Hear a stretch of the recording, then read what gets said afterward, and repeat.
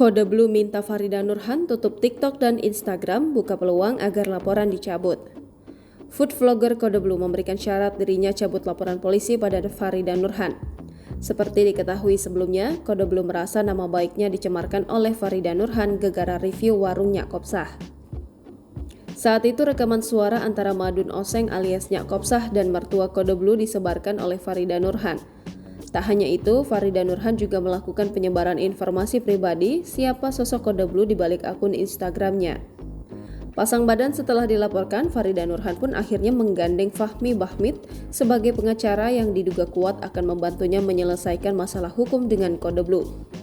Terkait hal tersebut, Kode Blue memberikan tanggapannya.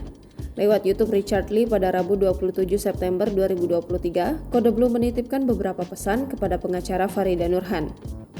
Kalau Anda sudah tahu orang ini tidak bisa menang, kalau Anda ambil uangnya, Anda salah.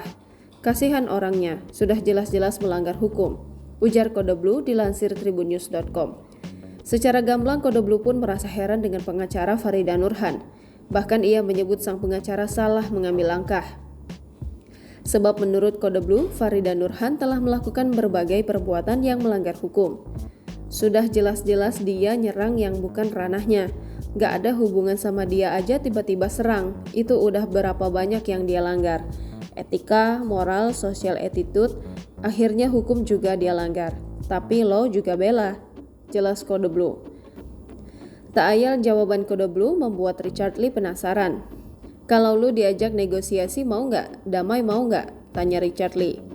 Tetapi Kode Blue tetap akan membuka pintu maaf apabila Farida Nurhan melakukannya. Meski begitu, diakui Kode Blue, proses hukum tetap akan dilanjutkan. Minta maaf gua terima, tapi hukum tetap lanjut, imbuhnya. Namun Kode Blue tetap membuka peluang agar laporan tersebut bisa dicabut, dengan syarat wanita yang akrab disapa Omai itu menghapus media sosialnya. Meski dirinya dihujat publik lantaran mematikan rezeki orang, Kode Blue tak peduli, karena ia menilai bahwa Omai telah menyusahkan banyak pihak.